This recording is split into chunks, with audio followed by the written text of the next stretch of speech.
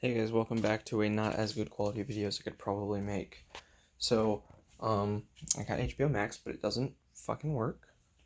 I have access to HBO Go, so that's fine, but with HBO Max, I'm really hoping they fix this soon, because I know they don't have any of their exclusive stuff yet, or at least not the big stuff, but I'm anticipating the Justice League Snyder Cut, so I wanted to watch, all the DCEU movies, and I own very few of them. I own Batman vs Superman and Suicide Squad. That's it. Actually, I have Justice League. Um, but I own very few of them, so wanted to watch them. I can't. It sends you to a white page after logging in. Aside from that, um, our internet has been sucking a lot of ass as is, but I don't know if that's related or not.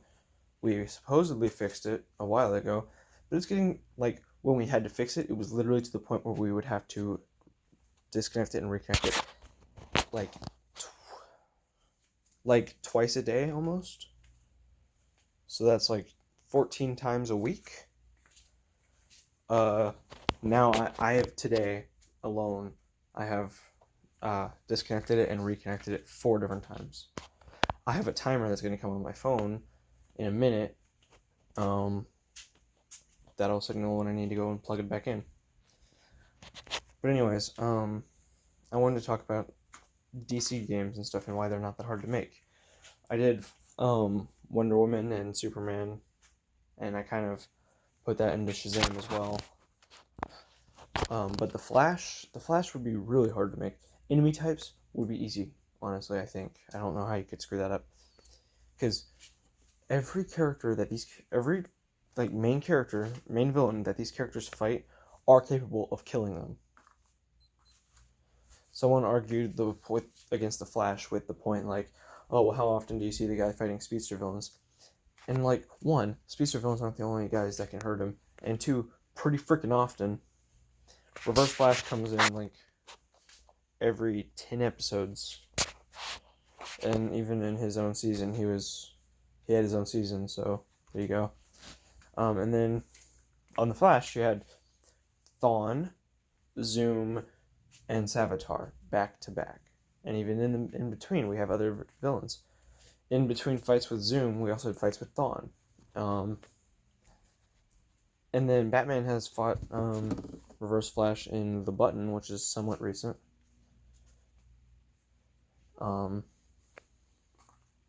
So Reverse Flash isn't just some guy who gets beaten and then screws off for like a few years. But seriously, the speed is the only problem I think I have with making a Flash game. I'm obviously not the person in charge of it, but that's got to be difficult. So, with Wonder Woman, or with the villain archetypes. So, say you're running around Metropolis, maybe Smallville, in a Superman game, you need to have villains that, not villains, henchmen that have certain attack types. Lightning, like Livewire, strength, like Superman or Bane, and maybe even speed, maybe heat vision as well. And so you do different moves to get around them, like you would do in a Batman Arkham game. And like I said in my last video, a meteor freak sort of deal would be very well, or very good for it. So you have meteor freaks, and my alteration that I made, where meteor freaks just inherently have the power to hurt Superman. It wouldn't even be a cop-out. Besides that, Superman the Animated Series is considered one of the definitive versions of Superman. You want to know what's interesting about that? They had to nerf that character to the ground to make him viable for a cartoon. So, we can nerf Superman a little bit, and on top of that, buff everyone else. We can pull a crypto pill, or we can just be reasonable and change how Meteor Freaks work. The writers for Superman the Animated Series said that the show would get a little repetitive if it relied too much on kryptonite. So having Meteor Freaks around that can hurt Superman would be better. Because as I said, in Smallville, or with the Smallville review or whatever, which I still have to finish, it was really repetitive in the first 4 seasons how Clark would just come in contact with kryptonite and just die on the spot. Sometimes they had shocking deaths that didn't... the guy's died twice. But shocking injuries for Clark that had nothing to do with kryptonite, but very rarely was that the case. Most of the time, he'd be fighting a meteor freak, and he can't do anything to him until he walks to a room of kryptonite, which is stupid. I explained why in the previous video. Go watch that, if you haven't already. Sorry guys, I'm getting a little tired and I'm rambly. But, then next up for, with WonderWoman, enemy types would be, very similar to Superman's, but get rid of the lasers and replace it with, like a bow and arrow or a gun. And get rid of the fast guy and... Oh, no, see, that's my timer. Get rid of the fast guy and replace him with, I don't know, maybe a guy that throws boomerangs or something like that. Also, it's really weird. Sometimes bullets and all that stuff can hurt Wonder Woman, and sometimes they can't. I mean, why else would she always be bracing? Or not bracing, but blocking them if she could just walk through them, right? So whatever. Alright, I'll be right back. I gotta turn the internet back on. Hey, at the end of this video, I gotta show you my new pop figure squad. It's unstoppable. But basically, for Wonder Woman, you change up the types to make it feel like it fits in Wonder Woman. And you need to be running through Themyscira or Metropolis, I think, with a Wonder Woman game. I don't really know where Wonder Woman operates. I just know she's in Metropolis a lot. She operates all over the place, really. But she appears in Metropolis a lot.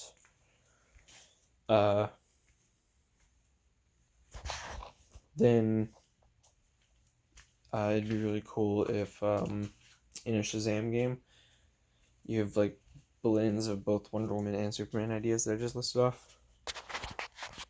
Now, hurting Shazam is a lot trickier than hurting Superman, in my opinion. There's no kryptonite, there's no meteor freaks that are going to hurt you inherently anyways. So I find it weird, I don't know where Shazam... I think it's just because I'm tired, but I don't remember where Shazam operates. So I don't know where you'd really be running around. I think a cool little foresty environment would be really cool. But not like entirely foresty. So I don't really know how that would work. But at least like a third of it is a forest area. That would be neat. And then there's an Aquaman game. Now someone, I can't remember, is Degenerate J. Great YouTuber, and he thinks everything out before he says it, but it seems like he just didn't think of one of the possibilities here.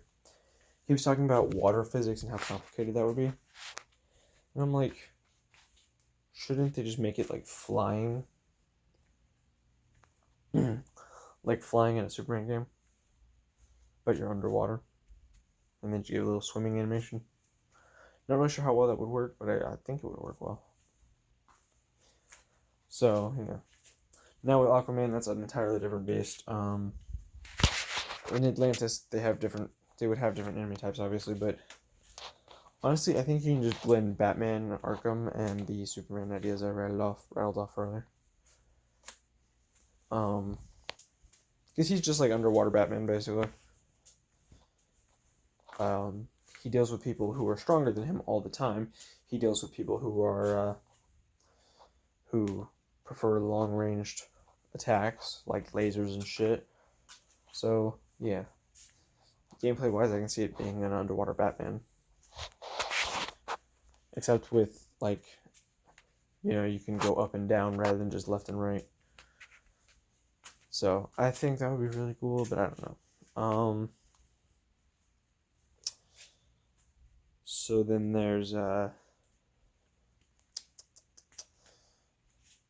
down to Superman bosses for the Superman game. It'd be really cool if one of them was Batman. Maybe there's like a little side quest that Batman is in that you have to fight him. Or maybe you get to team up with Batman and fight Joker or something like that. That'd be neat. I don't know why you need to team up with Batman. Superman could easily take him out on his own. I'll destroy you with a single punch.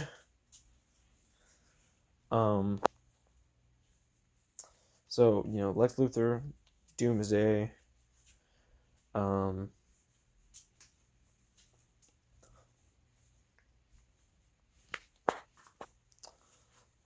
it'd be neat if the Anti-Monitor was a boss, but I don't know how that would work without all the other heroes. Lex, Doomsday, Zod, Mixus Pitlick. I think Batmite should appear in this game, honestly. Yeah, I'm blanking out tonight.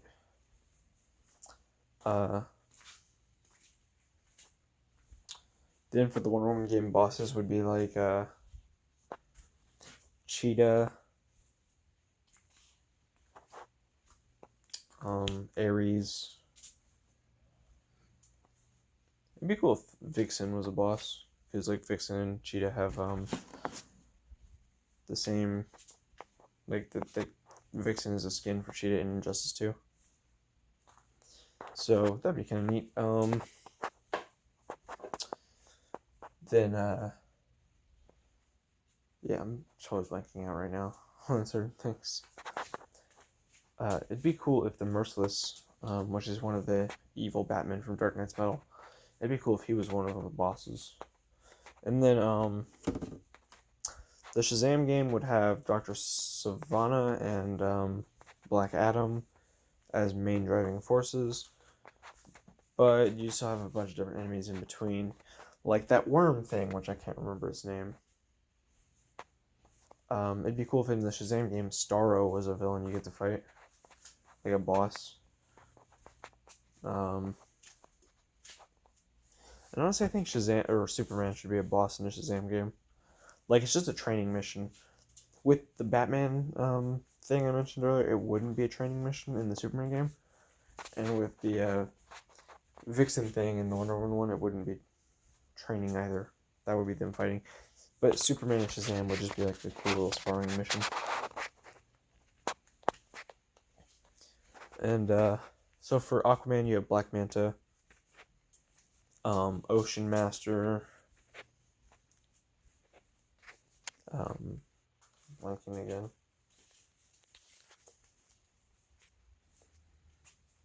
Well, yeah. So you have them and the characters in between and stuff like that.